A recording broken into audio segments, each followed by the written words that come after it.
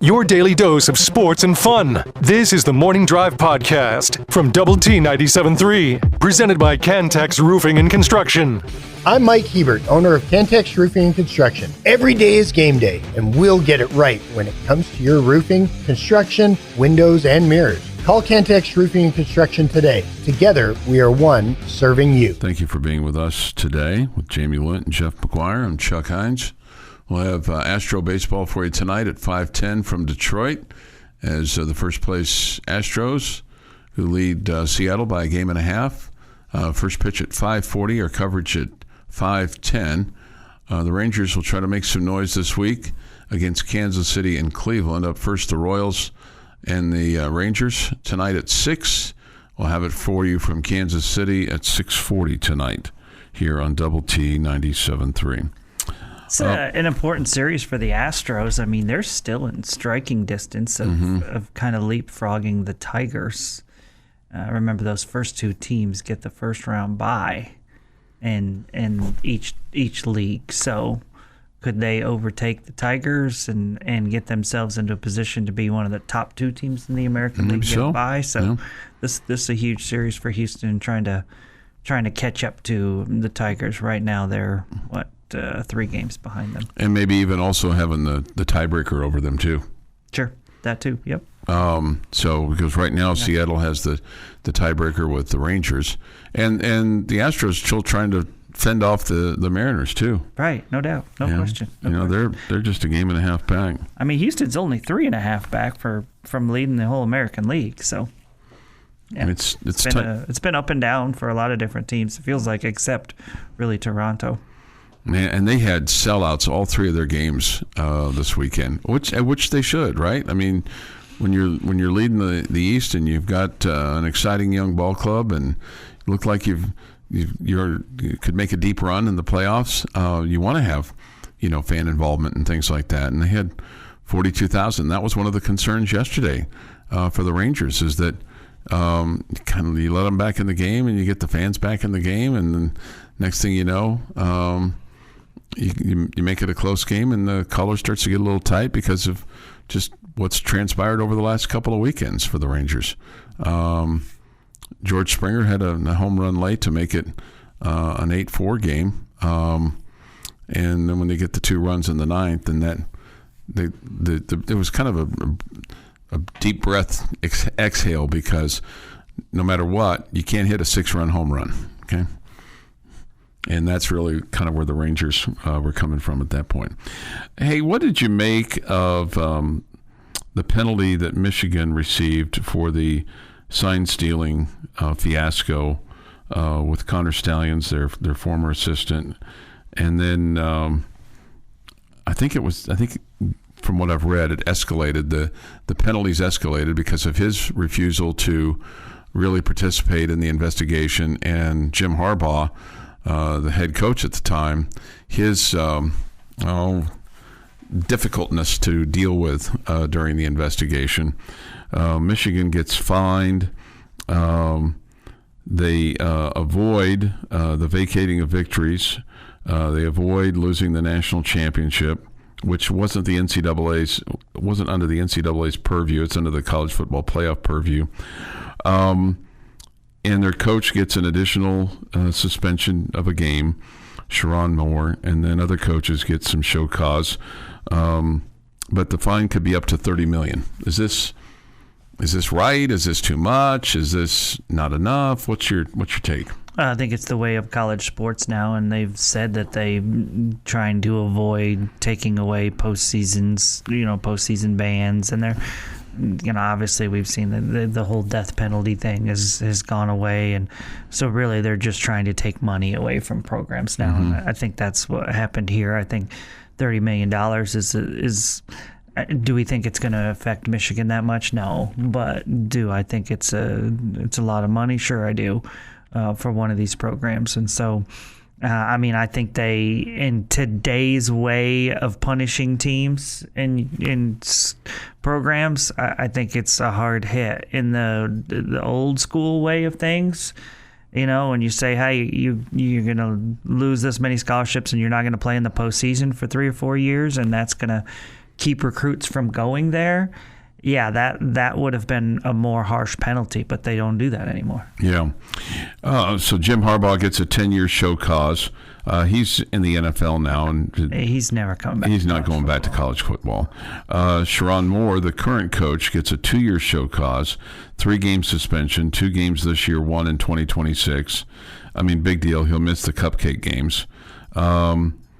Connor Stalions, the assistant, he gets 8 years. He's basically banned from coaching for 8 years.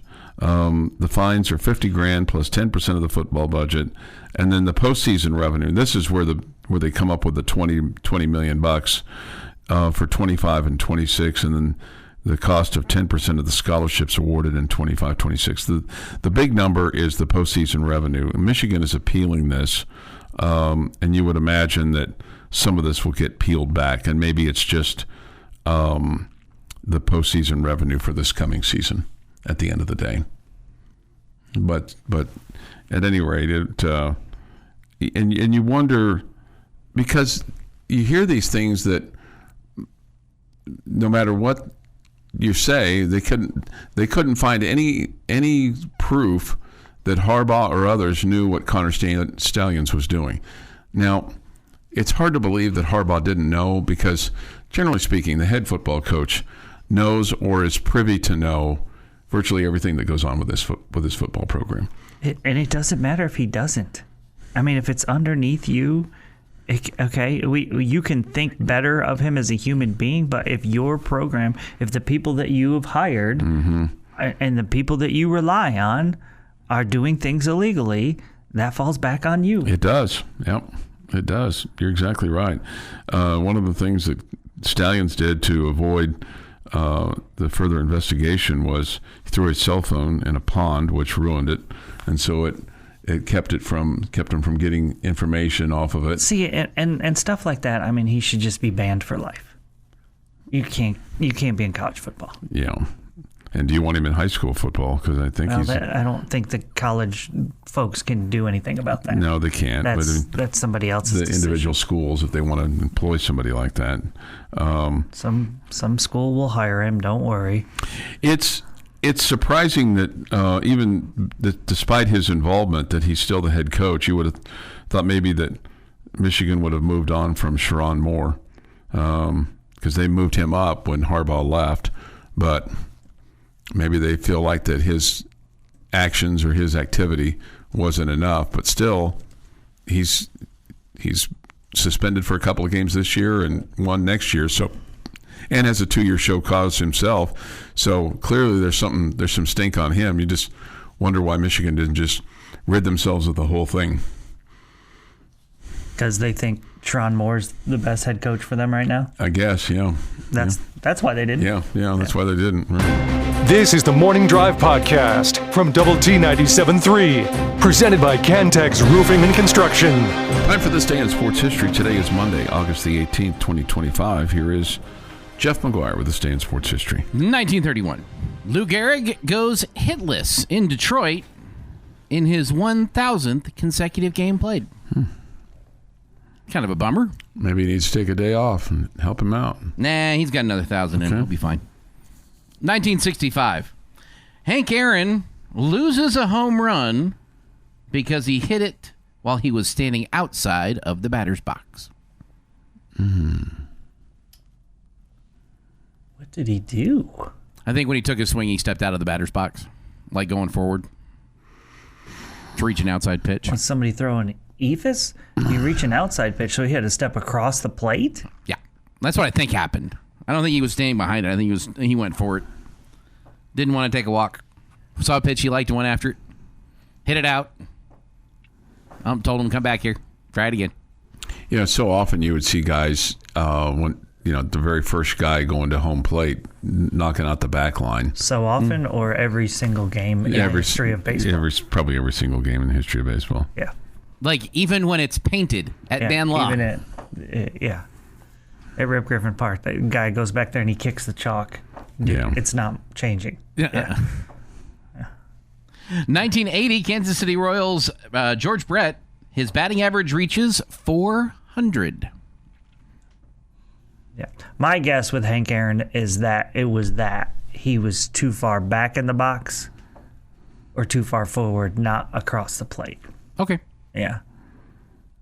Because for him to have to be called for that, he would have had to step his leg across home plate.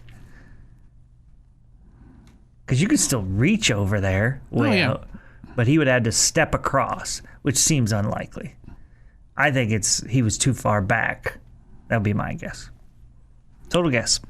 2016, Jamaica's Usain Bolt wins the gold medal in the men's 200 meter for the third successive Summer Olympics. That's crazy. Recording a time of 19.78 in Rio de Janeiro.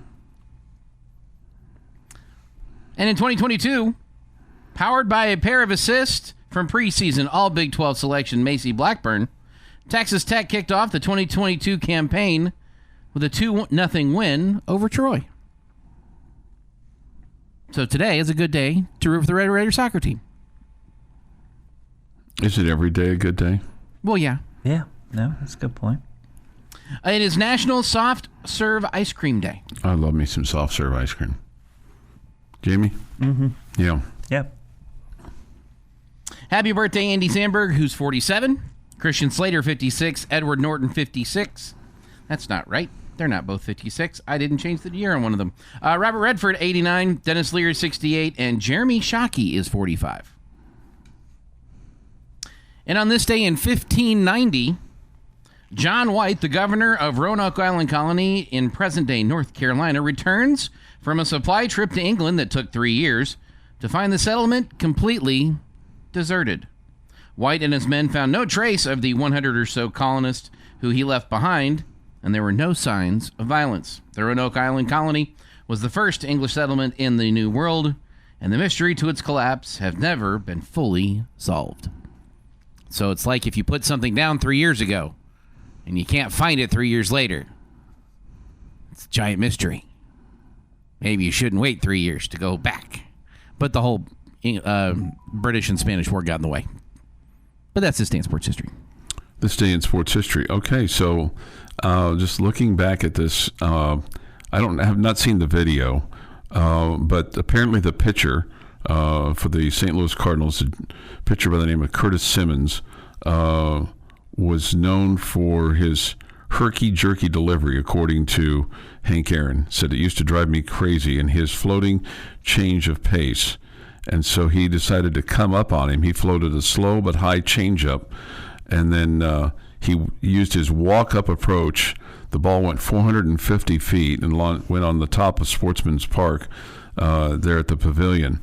The catcher for the St. Louis Cardinals that day was Bob Uecker. So that's kind of funny. Apparently, Bob Uecker was having a fit, and the home plate umpire agreed with him that Hank Aaron's entire left foot was outside of the batter's box when he hit the crushing home run. So he threw him an Evis pitch, and he came forward. Yeah. And took it because it was going to land before home plate. Yeah.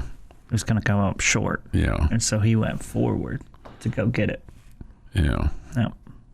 So there was quite the brouhaha about it. Bobby Bragan, the Braves manager, was ejected for arguing with the home plate umpire, and then, quote, played the game under protest. He said he told the umpire it was either a grudge call or he just wanted to get his name in the papers. That's when he threw me out. The umpire said to the United Press International reporter, his protest was strictly on judgment. His only argument was about grudge, and that is stupid. I didn't hesitate in making the call. The Braves would eventually win, as Don Dillard's 2-out pinch hit home run with one on in the top of the ninth gave the Braves the deciding runs in the 5-3 win. The Cardinals argued that Dillard's home run didn't clear the wall and therefore shouldn't be counted. So St. Louis went 1 for 2 in arguing calls that day. So how about that? There you go. Somebody says, wasn't Hank a lefty? No, he was right-handed. He was a right-handed hitter. There you go. So that's a couple things there from this day in sports history. And our 651. good friend Chris Need chimes in. Yeah. The only way for him to be out of the box is to have your foot completely out of the box. If any part of your foot is touching the line, you are in the box. All the people that complain about players whose toe is over the line in the box are incorrect. You can have up to the hair on the skinny chin on the line, and you are still in the box. Isn't it interesting in something like that, when your foot is on the line, you're considered in bounds. But in football or in basketball, when you're touching the line, you're out of bounds. Mm-hmm. In baseball, all lines are fair. Yeah. Yeah, because the ball hits the line. It's fair. Right? Yeah, you've got to hit outside of the line in order to any little chalk that pops up. That's a fair ball. There's any little chuck that pops up as a foul ball too, probably. No, it's fair in baseball. 652. Going back to our previous conversation with regard to Michigan and the coach being responsible, somebody asked this. So, Jamie, using your rationale, you're ultimately responsible for anything Chuck says or does. I like this. From a legal standpoint, that is correct. Yeah. Opinions of Chuck, of sports opinions, he's allowed to have different opinions now. If Chuck goes off, the rails, bashing, like a public figure, and he knows that he's lying and not telling the truth, then it would be the responsibility of the station to do something about it. But there'd be malice involved there. Yes, and as I said on the chat line, now you guys know why I disagree so much with Chuck. And because if I don't disagree when he says something crazy and I just let it go, there are people, there are those of you out there that will think, well, Jamie didn't say anything. He thinks the same thing. Or Chuck said something wrong, and well, Jamie's a jerk for pointing out that he said something wrong. No, I don't want you to think that I also am wrong or also agree with that opinion. Just ultimately remember, all guys, fair. Your daily dose of sports and fun. This is the Morning Drive Podcast from Double T 97.3, presented by Cantex Roofing and Construction. Jamie Lent, Jeff McGuire, I'm Chuck Heinz. Great to have you with us today. We get a text here, and I think it's well said, because it's something, Jamie, you have said prior to baseball seasons, and even during Texas Tech baseball seasons, especially given the success that you had a few years ago with getting to Omaha and hosting super regionals, and certainly hope you can get back to those days really, really quick. But you would tell people, hey, let's enjoy the season. Let's enjoy the regular year. You can't just jump forward to the super regionals in Omaha. And even though that is the expectation, but just enjoy the ride. And that's what somebody says here on the chat line. Most folks around here just need to temper their expectations and enjoy the ride. Yeah, that's when you were in a situation where you did expect to be doing those things each and every year, where you were expected to play deep into the postseason. And I think the expectations this season are also that, to make the football analogy, that you go deep into the season, a.k.a. into the Big 12 championship game. So, I think it ends up being a little bit more difficult to maybe enjoy the ride if you're looking at a game and you say, yeah, I expect us to win this game, and you win the game. You're like, okay, we did what I expected. Compared to if think back to games where you didn't think that you were going to have a great chance to win, and then you come out with a victory, and you ultimately end up enjoying it a little bit more.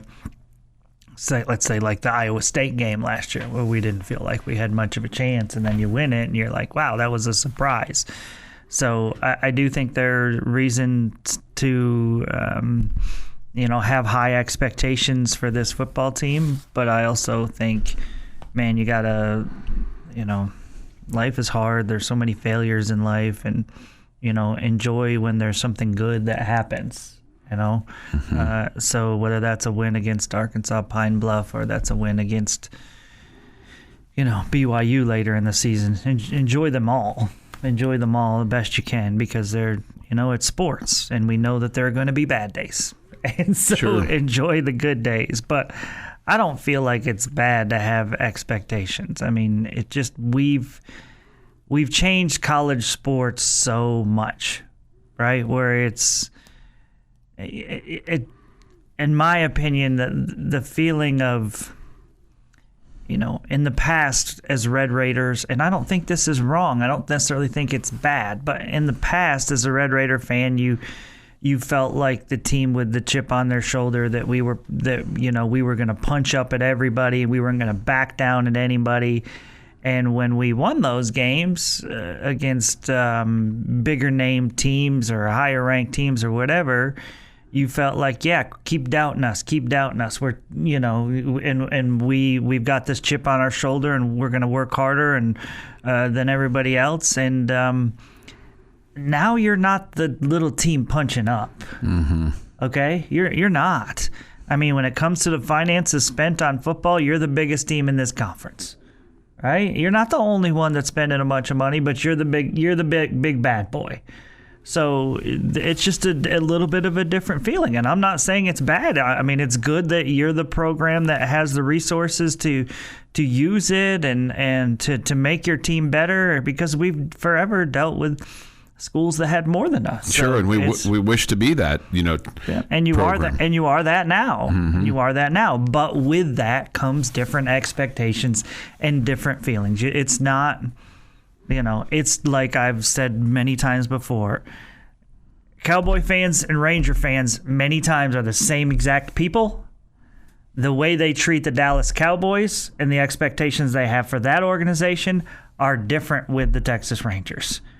If the Texas Rangers do anything good, it's like, oh, that's fun. That's neat. They haven't really done that much. Right. The Cowboys are just mediocre, and their fans are irate about it because they've grown up and they've known for that to be an elite franchise in the NFL. Even though it's been 30 years since they played in the yes. NFC Championship game. Yeah, absolutely. So those same, we used to have cute and cuddly Texas Rangers expectations. Now we have you should be good expectations like the Dallas Cowboys for Tech football. Yeah. Well, yeah.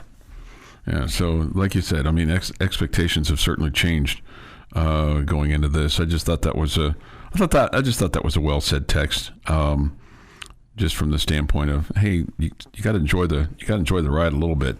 Is there one particular game that you have circled this year that you go, okay, that's the game where I feel like if you win that game that you can really get excited. Is there one of those this year? Yeah, the Big 12 championship game. Okay, because we're going to the playoffs, man. Okay, is there one of those really in the? Cool. Is there one of those in the regular season? I really don't want to lose to Utah. Okay, but that's what I figured you were going to say. I don't think they're, even if you beat Utah, I am not going to feel like no brainer. We're in the Big 12 championship game. I still think there are good teams in front of you on the schedule, and I'm not sure what Utah is. But I'm just telling you, I really don't want to lose to those guys. Jeff? You get past Kansas State undefeated, I'm going to go nuts. Okay. You get past that point in the season with a 0 in the right-hand column, I'm going to go nuts. I think a lot of people would be joining you. I think you'd have a crowded I might bus. be late to the party even, but that's when my moniker is. And I know your next game is tough too. Yeah, the home game against BYU. But you beat Kansas State on the road. Let's do this. What if you? But you're saying if you're undefeated at that point, right? Yeah. Right. But so that would put you at what? 8, 9? What were you there? You would be 9-0 at that point in time. Yeah. Yeah, the 9-0, you have to feel like you got a really good chance. Yes, absolutely, yeah. Especially with what you have finishing up. But what if you had lost 2 games before then? I'd still feel like we're good. Like, okay, we got things corrected in the best possible way. So, is there one game for you that you feel, just one? Is it Utah for you, or is it K-State, or is it Arizona State? Kansas State. 1,000% Kansas State. They are living rent-free in my head until you get a win there. Yeah. In any, home or away. I feel the same way. I feel the same way. Like you could have on the Wikipedia page for Texas Tech football owned by Kansas State. Mm-hmm. If you could only win 2 of the 3 road games, okay?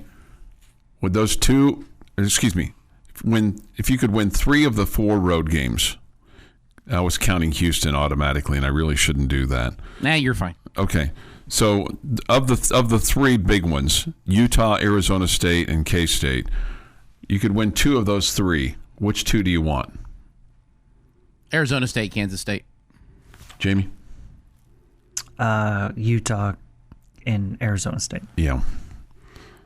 Feels like that Arizona State might be your chief competition in terms of getting into a Big 12 championship game, and then maybe K-State and then Utah, but certainly all 3. I think if you ask me 2 of 3, I'm going to say at Utah and at Kansas State, because I'd sure like to get that first Big 12 game, out of the way with a victory.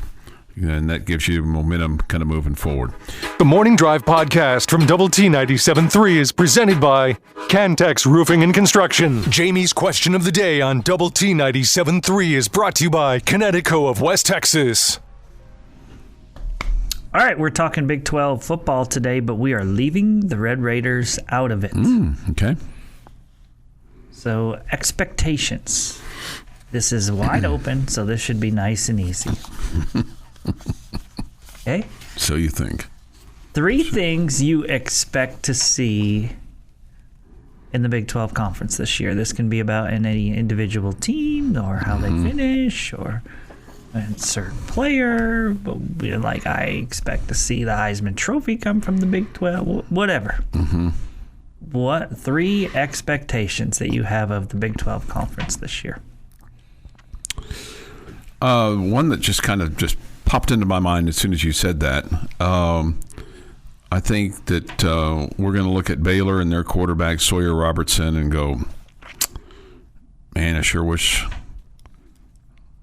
he was on our team. Whoever you are within the Big 12, I think that anybody would say with him after he has the season that he has, that you're going to go, sure wish he was playing for us. Okay. The other 15 teams. Okay. Do you feel that way right now? I think it's a coin flip for me right now. I'd take either one of them. But I think kind of knowing what you know, really like the way he throws the football. And, he's a hometown kid, and I realize the other one's a hometown kid too, but kind of. He didn't go to high school here. So I like Baron Morton, but, man, I like Sawyer Robertson too. I really like him. I think he's going to be really good for them. That's one. I don't think Arizona State's going to be as good as everybody thinks they are, despite the number of people that are returning. I don't think they're going to have the year that they had a year ago, which they went from proverbial worst to first, so to speak. And I think that, man, I hate saying this out loud. I think Colorado's going to be a little better than what people think. Okay. I don't think they're going to have the same year. I just don't think it's going to drop as much as people think it's going to drop. Okay. Number 1, BYU will finish in the bottom half of the league. Oh. I don't think they're going to be... Are you rooting for them? No, you went, ooh, that was a big surprise. Okay. I think them missing their quarterback is going to hurt them more than what a lot of people are predicting. Okay. Utah will have 4 or more losses this year. I think they're going to be better than they were last year, but I still don't think they're a good football team. And my third one, one of the two teams that plays in the Big 12 championship game will be 12-0. Wow. That doesn't mean you have to be 12-0 to get into it, but I think one of them will be 12-0. Who's the most likely, do you think? The one that plays over there. Jones Stadium. Okay. I hope you're right. I get over there. I get turned in this building too Pointed easy. towards like post. I do. Plays over there.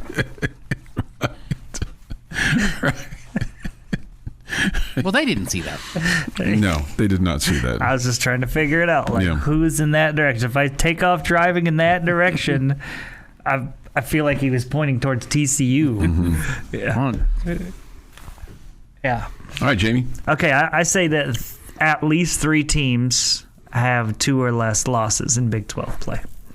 I think this is going to be a 3-team race. It's going to be down to the wire. Some good football team's going to get left out of the Big 12 championship game. I think Utah is not going to be as good as everybody says they are going to be. So you agree with Jeff on that? Yes, and I think Kansas State is not one of those 3 teams in the top 3. Mm-hmm. The 2 losses or less. Who do you think has 2 losses or less? Red Raiders, Arizona State, and I wouldn't be shocked if it was Baylor. Wouldn't be shocked if it was Iowa State. Just because Iowa State's kind of always been there. Mm-hmm. They've got a veteran quarterback. Yep. They're replacing some really good receivers, though, so we'll have to see. Okay. All right. 7:37 this morning here on the Morning Drive. Thoughts, comments, your reaction to that on the Yates Flooring Center chat line. We get this. This person says, I'm quoting him, it wasn't me.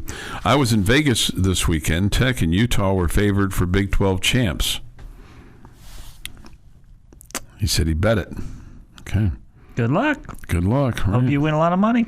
Yeah, just win. At Just least win on some. the Red Raiders. Yeah. The computer simulation ran for every college football team 25 times. Tech had the highest at 11, making the college football playoff from the Big 12, won the championship 3 times. Wow. Wow. Good morning, gentlemen. I'm looking forward to football season, but I have a hard time getting excited and buying into all of the hype. Reason being, I've been run over by the hype train for years as a Red Raider fan. I'll touch base with you in November and let you know my excitement level at that point. Have a great day. Wreckham, DPI. Okay, DPI. My counter to that would be, what's your interest level? Because if you're you're keeping cautious because you've been hurt before, like every Red Raider fan has been, but you're like, I am going to be at every game. I'm cheering for the team every week. We're going to be, and I'm hoping for wins, but I'm not expecting wins yet. I think that's approved. I totally get that. Not wanting to get scared, not wanting to get trampled again, but ready for you to be part of the fun when it happens. I just want to point out one thing that he said there in the text that Chuck probably read it accurately, but it really didn't say. It looked like it was a correction. It did not say Wreckham. It said Wreckham. Wreckham. And I think that's a good idea as well. I did that for lunch yesterday. Oh, nice. Or dinner, actually. Well, I just was trying to kind of help him No, out I there. think I think you nailed it, Chuck. Yeah. I thought that was pretty very smart of you. Autocorrect can not Yeah. get some things It's correct. not always our friend. Wreckham. Yes. Brian says we have to break the K-State streak. Yes, I think we all agree with that. Derek says... Technically, we do not. We do not have to. This is the Morning Drive Podcast from Double T 97.3, presented by Cantex Roofing and Construction. Hour 3 of 3. It's gone by quickly. I hope the rest of the day goes as well as the first 2 hours have gone today. I'll call that a good day. Yeah, I call that a really good day. I I have reasonably high expectations for today. So we'll see if I can follow through with those expectations. Well, there's blue on. Is that a blue shirt? Yeah, I got a little pinstripe. He's got a blue shirt got on. A little blue, yeah. got a little blue. Of course. So why are we just at reasonably high expectations and not extremely high expectations? Of the 72,000 things that I've said on this show over the last almost 15 years, that's one I regret. That wasn't even on this show. That's right. It was on Tech Talk. It was on Tech Talk. Oh, it was on Tech Talk. Well, this station. You were bragging to the Tech Talk boys about your blue shirt. I love it so much because it was just, I mean, you get them for all of us, right? We all have these moments where we just kind of like, whether it be like a lapse in judgment, you mean? No, whether it just be us joking or whatever. Sometimes you just say things and it really like shows who we really are. Do you think this shows who I really am? And I think that was a little bit entertaining. A little bit entertaining. To find out the way Chuck really thinks. You know, that's awesome. It's funny. I wore a blue shirt to church yesterday, and my wife's like, "Oh, you got a blue shirt on? Oh, you got a blue shirt on." Well, if you're looking to get anybody on your side, you know, the big man upstairs, you know, that's probably the guy. Yeah. Right. I can use all the help that I need, right? Sure. I can use all the help that I need. I can get. With regard to my chain gang comment right before the end of hour number 2 there. So the Cowboys chain gang apparently is getting to go to Brazil. And I thought that was pretty cool.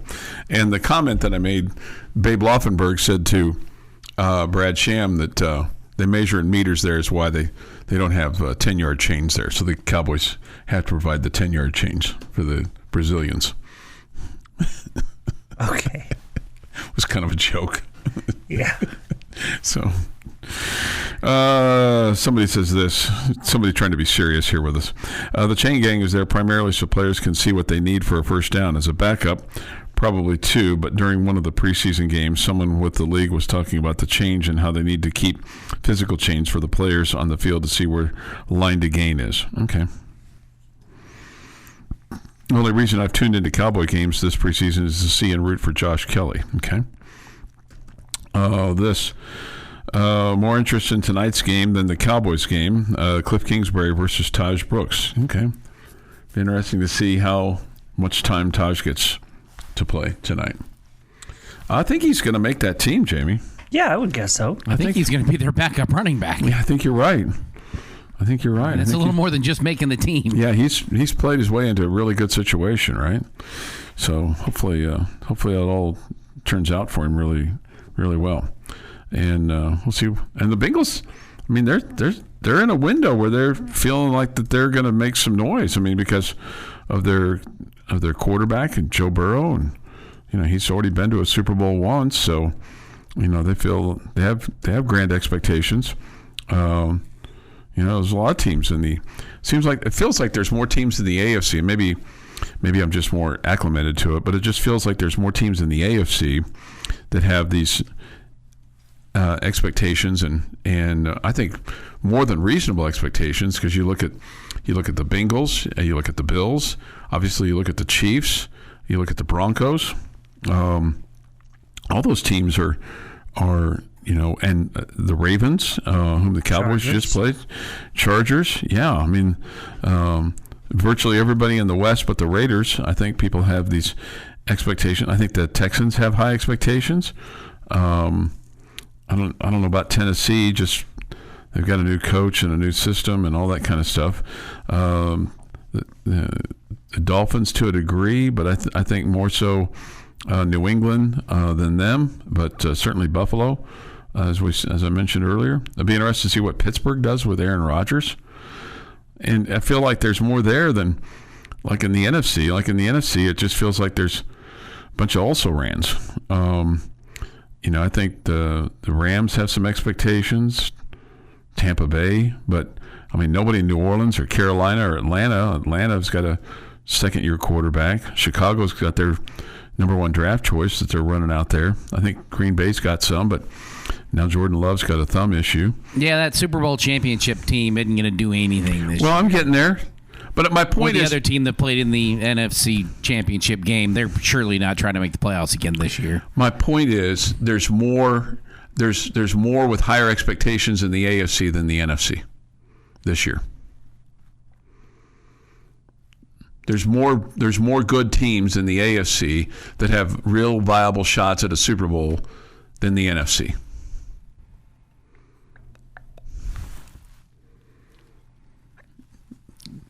Define viable. Okay. No, because here's the catch. I could see Buffalo. Look, I could see Cleveland. I could see Buffalo. I could see Baltimore. Do I you could think see the Pittsburgh Steelers are beating the Kansas City Chiefs? No, I'm just saying to you. I think Buffalo, Cincinnati, Baltimore, Kansas City all have high expectations of making it to a Super Bowl. Sure, and I would put that at the end of the list for the teams that I think that could beat the Chiefs. And I think Denver's in there too. I don't. I don't think Denver can beat the Chiefs. I'm just telling you this. There's more teams in the AFC that have a real chance of making the Super Bowl than the NFC. In the NFC, it's Philadelphia and everybody else. Maybe Washington. With as open as the NFC is, I think there's more teams that have a chance to make it to the Super Bowl. I still think the best chances for the team to win the Super Bowl are in the AFC. Do you have a thought on this, Mr. Lent? I just assume the Chiefs are going to be in the Super Bowl, so I feel like there's only one team in the AFC that has a chance to be in the Super Bowl. Oh, man. I feel like there's if I'm sitting here looking at teams, I'm just saying that I feel the Chiefs have a stranglehold on that, but obviously the Eagles were the better team than the Chiefs last year. Mm-hmm. I look at the AFC and say, okay, these teams would not shock me if they were in the Super Bowl. Buffalo, Baltimore, Pittsburgh, Kansas City, the Chargers. I don't know how many that is. In the NFC, Philadelphia, Washington, Detroit, Minnesota, Green Bay, Tampa Bay. That's about as deep as I would go. It seems to me that's about the same, right? I don't know what they were. Now, you can argue back and forth on this team, that team, whatever. I feel like there's 5 or 6 in each conference that have a shot. So I don't know that it's dramatically different either way. There are definitely some good teams in both conferences, no question. This has been the Morning Drive Podcast, presented by Cantex Roofing and Construction. Check out our library of Double T 97.3 podcasts at doublet973.com.